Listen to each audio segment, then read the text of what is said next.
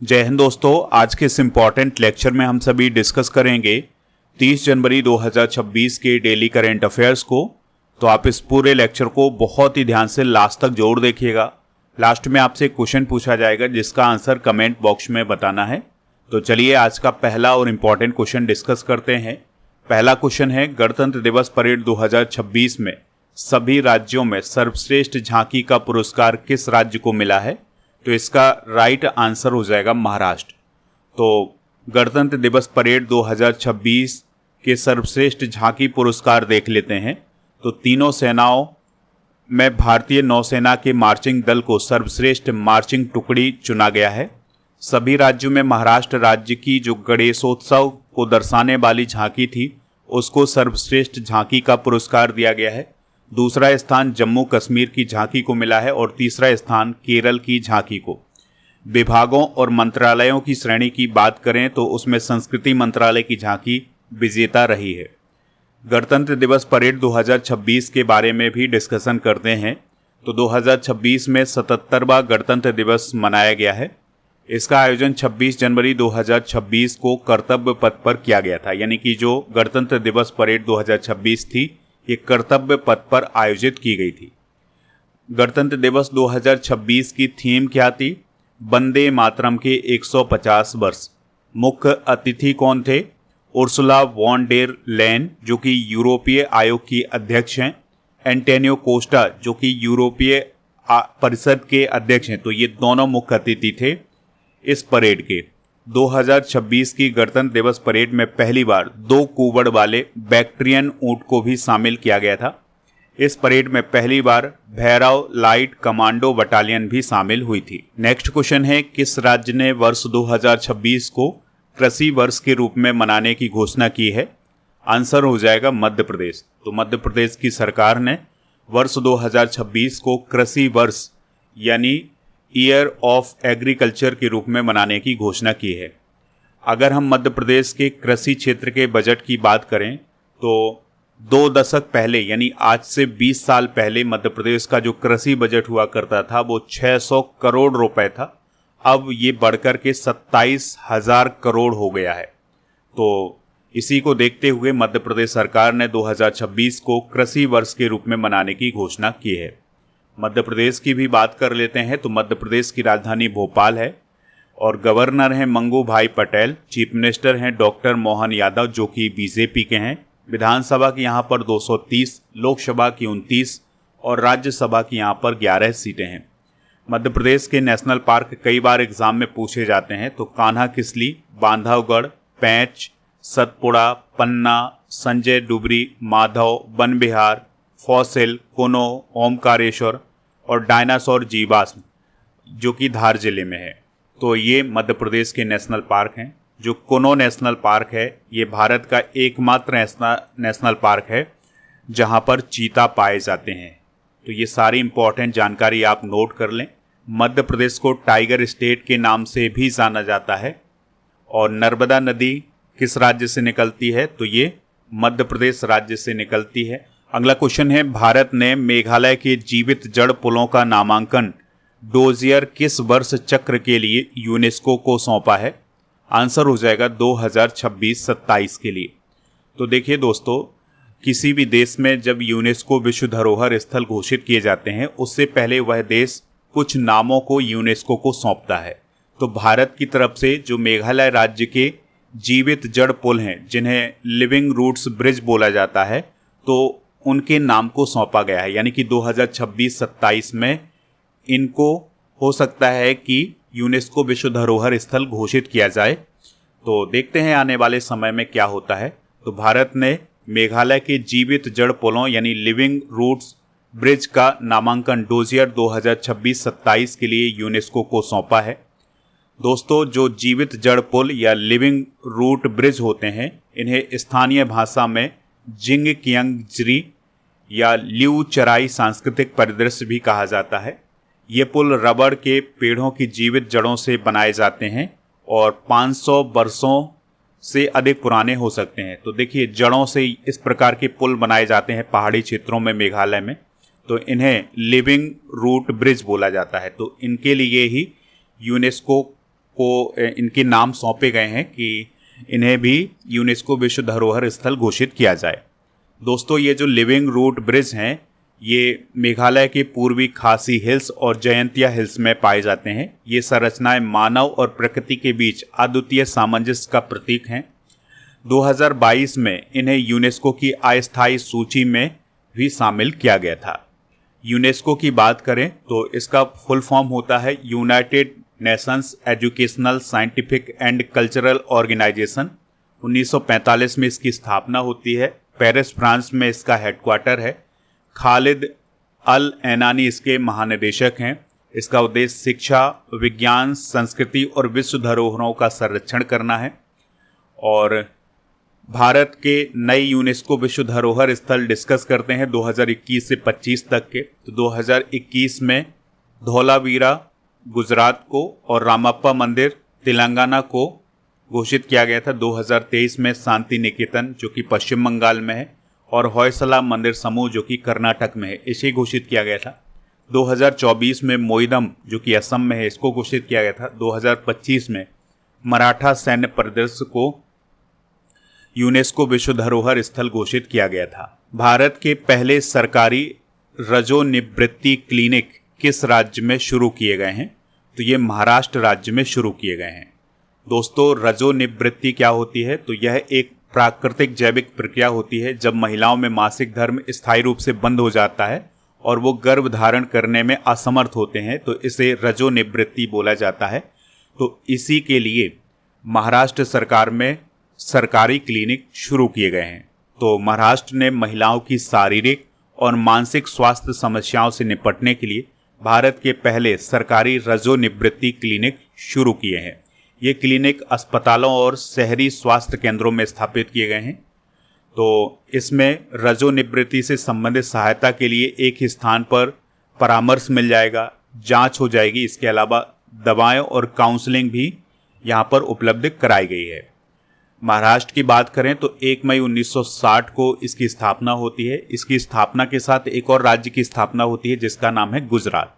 तो 1 मई को गुजरात और महाराष्ट्र का स्थापना दिवस मनाया जाता है। मुंबई इसकी राजधानी है। राज्यपाल हैं आचार्य देवव्रत। आचार्य देवव्रत जो हैं वो गुजरात के राज्यपाल हैं। इन्हें महाराष्ट्र के राज्यपाल का एडिशनल चार्ज दिया गया है। मुख्यमंत्री हैं देवेंद्र फडणवीस जो कि बीजेपी के हैं। विधान परिषद है यहाँ पर, तो विधान परिषद की 78 सीटें हैं। विधानसभा की 288, राज्यसभा की 19 और लोकसभा की यहाँ पर 48 सीटें हैं। कुछ इंपॉर्टेंट प्रथम घटनाएं डिस्कस करते हैं। तो लखनऊ उत्तर प्रदेश का पहला जीरो फ्रेश वेस्ट डंप शहर बना है। राजस्थान का पहला पूर्णतः जैविक गांव बना है बामन बास कांकर। और केई पन्योर भारत का पहला बायो हैप्पी जिला बना है। भारत दुनिया का पहला बायो बिटुमेस उत्पादक देश बना है। देश की पहली Vande Bharat sleeper express train पश्चिम बंगाल के हावड़ा से असम के कामाख्या के बीच चलेगी। असम 8वें पे कमीशन गठित करने वाला पहला राज्य बना है, यानी कि जो 8वां पे कमीशन है उसको गठित करने वाला भारत का पहला राज्य कौन बना है? असम। भारत का पहला प्रदूषण नियंत्रण पोत कौन है? समुद्र प्रताप। भ्रष्टाचार के एक मामले में साउथ कोरिया की पूर्व फर्स्ट लेडी किम कियोन को कितने महीने की जेल की सजा सुनाई गई है? आंसर हो जाएगा 20 महीने। तो फर्स्ट लेडी कौन होती हैं? तो फर्स्ट लेडी राष्ट्रपति की पत्नी होती हैं। ठीक है, तो ये साउथ कोरिया की पूर्व फर्स्ट लेडी हैं किम कियोन। तो इन्हें 20 महीने की सजा हाल ही में सुनाई गई है भ्रष्टाचार के एक मामले में। किम कियोन जो हैं वो साउथ कोरिया के पूर्व राष्ट्रपति योन सुक इयोल की पत्नी हैं। दोस्तों, योन सुक इयोल को दिसंबर 2024 में मार्शल लॉ लागू करने के प्रयास के बाद पद से हटा दिया गया था। हुआ क्या था कि दिसंबर 2024 में योन सुक इयोल ने अपने देश में मार्शल लॉ यानी आपातकाल लागू कर दिया था। इसके बाद उन्हें पद से हटा दिया गया और अब उनकी पत्नी को 20 महीने की जेल की सजा भी सुनाई गई है भ्रष्टाचार के एक मामले में। बाकी जिन्होंने उनके खिलाफ याचिका लगाई थी उन्होंने 15 साल की सज़ा सुनाने की बात कही थी, लेकिन वहाँ की अदालत ने 20 महीने की जेल की सज़ा सुनाई है। दोस्तों बात करें अगर हम साउथ कोरिया की, तो सियोल इसकी राजधानी है। राष्ट्रपति हैं ली जे म्यूंग, प्रधानमंत्री हैं किम मिन सियोक, और करेंसी की बात करें तो कोरियाई गणराज्य वॉन यहाँ की करेंसी है। हाल ही में साउथ कोरिया ने आर्टिफिशियल इंटेलिजेंस के सुरक्षित इस्तेमाल को लेकर दुनिया का पहला पूरा कानून लागू कर दिया है। अगला क्वेश्चन है, रूस और भारत फरवरी 2026 में किस संयुक्त नौसैनिक अभ्यास का आयोजन करेंगे? आंसर हो जाएगा इंद्र अभ्यास। तो देखिए दोस्तों, रूस और भारत फरवरी 2026 में हिंद महासागर के बंगाल की खाड़ी में इंद्र संयुक्त नौसैनिक अभ्यास करेंगे। इसकी जानकारी रूस की जो समाचार एजेंसी है तास उसने प्रदान की है। इस अभ्यास में रूसी नौसेना का पैसिफिक फ्लीट फ्रिगेट मार्शल सापोसनिकोव भी शामिल होगा। और इसके अलावा दोस्तों, जो रूस है वो मिलान 2026 नौसैनिक अभ्यास में भी हिस्सा लेगा। तो मिलान अभ्यास में 55 से अधिक देश शामिल होने जा रहे हैं और ये भारत में ही आयोजित किया जाना है। इसमें रूस के अलावा अमेरिका, जापान, ऑस्ट्रेलिया, इन सभी देशों की नौसेनाएं शामिल होंगी। भारत की नौसेना तो शामिल होगी ही, इसके अलावा इन सभी देशों की नौसेनाएं भी शामिल होंगी। मिलान एक्सरसाइज 2026 की थीम है कमारडेरी, कोऑपरेशन और कोलैबोरेशन। तो ये थीम भी आप नोट कर सकते हैं। कुछ इंपॉर्टेंट संयुक्त सैन्य अभ्यास देखते हैं। तो एकता 2025 अभ्यास भारत मालदीव के बीच हुआ है मालदीव में। डेजर्ट साइक्लोन सेकेंड अभ्यास भारत यूएई के बीच हुआ है अबू धाबी में। एक्यूबेरियन अभ्यास भारत मालदीव के बीच हुआ है तिरुवनंतपुरम केरल में। हरिमऊ शक्ति अभ्यास भारत मलेशिया के बीच हुआ है राजस्थान में। और गरुण शक्ति 2025 भारत इंडोनेशिया के बीच हुआ है हिमाचल प्रदेश में।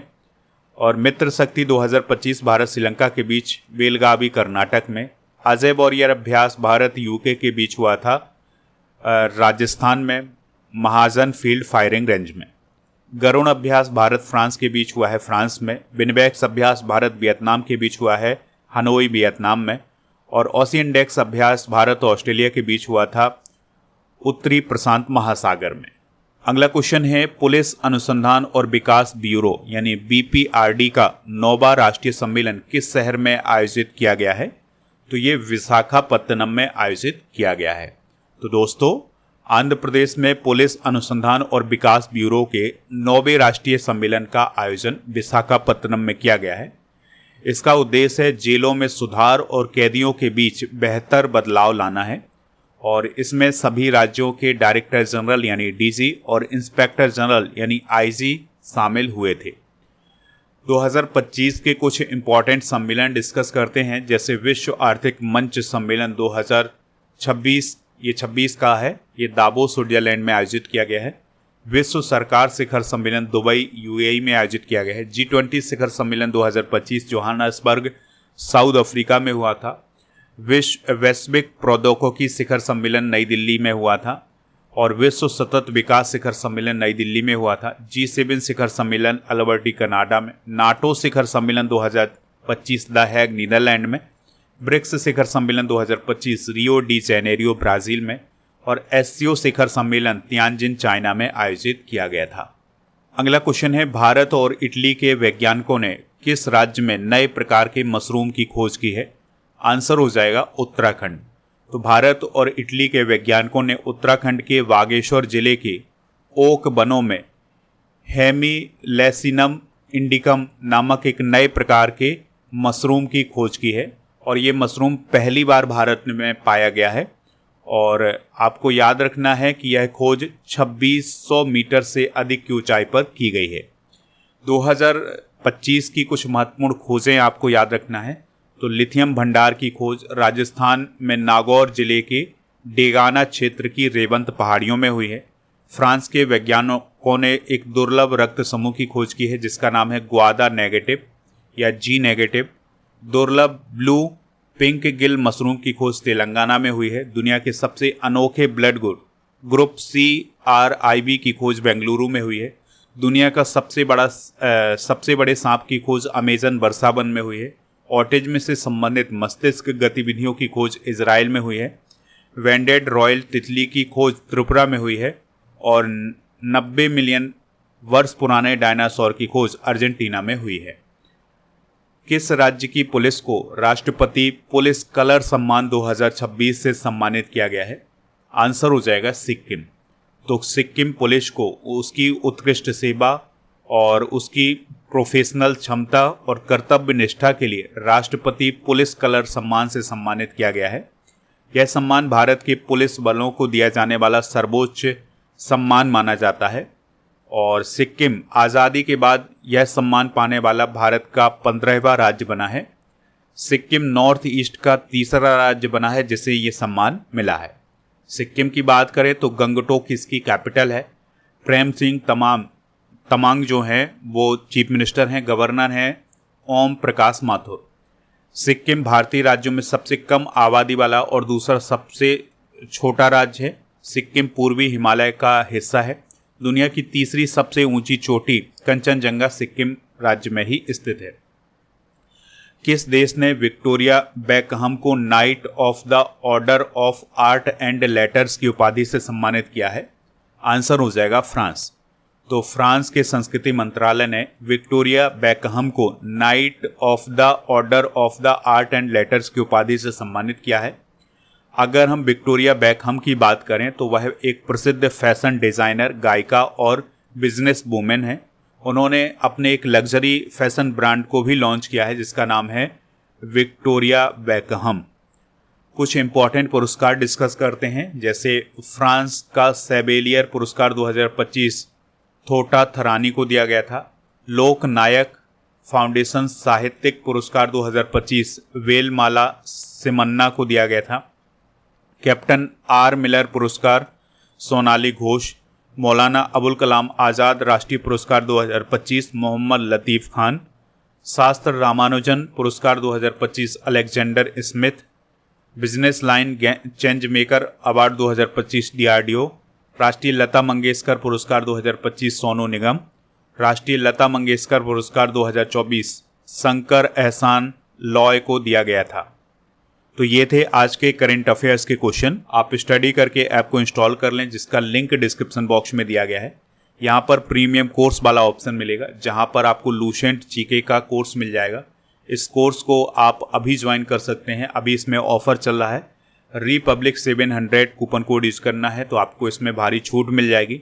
इसमें हम लूसेंट को बहुत ही सरल तरीके से समझने वाले हैं। इसमें फ्री मिलेगा 18,000 से अधिक topic by subject by test series, 12 महीने का मंथली टेस्ट और 12 महीने की मंथली करंट अफेयर्स की ई बुक। और टेस्ट सीरीज वाले ऑप्शन पर आपको बहुत सारी टेस्ट सीरीज मिल जाएंगी तो इनको आप प्राप्त कर सकते हैं। इसके अलावा दोस्तों आप जब टेस्ट सीरीज वाले ऑप्शन पर जाएंगे तो डेली करंट अफेयर्स का टेस्ट आपको यहाँ पर मिल जाएगा, तो इस टेस्ट को भी प्राप्त कर सकते हैं। यहाँ पर आपकी रैंक आ सकती है। और कॉम्बो पैक वाला ऑप्शन प्रीमियम कोर्स वाले ऑप्शन पर मिल जाएगा। ई बुक वाले सेक्शन पर आपको बहुत सारी ई बुक मिल जाएगी करंट अफेयर्स की। और दोस्तों प्रीमियम कोर्स वाले ऑप्शन पर अर्जुन जीएस फाउंडेशन बैच मिलेगा आपको राजा सर का, तो इस बैच को आप ज्वाइन कर सकते हैं। इसके लिए भी आपको कूपन कोड यूज करना है रिपब्लिक 900। इसमें वही सब कुछ फ्री मिलेगा जो आपको लूसेंट वाले कोर्स में मिलेगा। GK GS foundation complete online batch आपको ऐप पर मिल जाएगा। चलिए कल के करंट अफेयर्स को रिवाइज करते हैं। अजीत पवार किस राज्य के डिप्टी सीएम थे जिनका निधन हो गया है? महाराष्ट्र। हाल ही में कौन ओलंपिक काउंसिल ऑफ एशिया के अध्यक्ष के पद से रिटायर हुए हैं? रणधीर सिंह। ऑस्ट्रेलिया के किस पूर्व क्रिकेटर की बैगी ग्रीन की नीलामी हाल ही में हुई है? Don Bradman. किस देश की नेशनल असेंबली ने 15 वर्ष से कम आयु के बच्चों के लिए सोशल मीडिया पर बैन लगाने का विधेयक पारित किया है? फ्रांस। हाल ही में किस राज्य ने बैसिलस सबलेटिस को आधिकारिक राज्य सूक्ष्मजीव घोषित किया है? केरल। वाफ्टा 2026 में सर्वश्रेष्ठ बाल एवं पारिवारिक फिल्म श्रेणी में किस मणिपुरी फिल्म को नॉमिनेट किया गया है? बोंग। ओडिशा ने भारत की पहली फ्लैट रोल्ड एल्यूमिनियम उत्पाद FRP इकाई का उद्घाटन कहाँ किया है? संबलपुर में स्थित हिंडाल्को के आदित्य एल्यूमिनियम संयंत्र में। किस संस्थान ने ग्लेशियर से जुड़े खतरों की पहले से पहचान के लिए नई तकनीक विकसित की है? IIT Guwahati. Men's hockey India league 2026 किसने जीता है? वेदांता कलिंगा लांसर्स ने। किस राज्य सरकार ने UCC संशोधन अध्यादेश 2026 लागू किया है उत्तराखंड। दोस्तों, आज के जनरल नॉलेज के पिटारे में हम मौलिक अधिकार यानी फंडामेंटल राइट्स डिस्कस करेंगे। तो समानता का अधिकार अनुच्छेद 14 से 18, स्वतंत्रता का अधिकार अनुच्छेद 19 से 22, शोषण के विरुद्ध अधिकार अनुच्छेद 23 से 24, धार्मिक स्वतंत्रता का अधिकार अनुच्छेद 25 से 28, संस्कृति और शिक्षा संबंधी अधिकार अनुच्छेद 29-30 में और संवैधानिक उपचारों का अधिकार अनुच्छेद 32 में है। कल के करंट अफेयर्स में आपसे जो क्वेश्चन पूछा गया था, क्वेश्चन ये था कि इमैनुअल मैक्रोन किस देश के राष्ट्रपति हैं? तो ये फ्रांस के राष्ट्रपति हैं। तो लगभग सभी लोगों ने इसका आंसर फ्रांस बताया हुआ है। आज आपके लिए क्वेश्चन है, यूनेस्को का हेडक्वार्टर कहाँ है? जो भी इसका राइट आंसर हो कमेंट बॉक्स में ज़रूर बताएं। स्टडी करके ऐप को इंस्टॉल कर लें तो यहाँ पर आपको मंथली करंट अफेयर्स की ई बुक का पैकेज मिल जाएगा मात्र 199 रुपये में। पैकेज 100 कूपन कोड यूज करना है। और दोस्तों, आपको टेलीग्राम चैनल ज्वाइन कर लेना है जिसका नाम स्टडी कर ऑफिशियल है। जीके जीएस की ये सभी ई बुक आपको ऐप पर मिल जाएंगी। 1000 टॉपिक वाइज करंट अफेयर्स की पीडीएफ भी ऐप पर मिलेंगी, तो इनको भी जाकर के प्राप्त कर लें। टेस्ट पास वाले ऑप्शन पर आपको 1 साल की वैलिडिटी के साथ 4000 से अधिक टेस्ट मिल जाएंगे।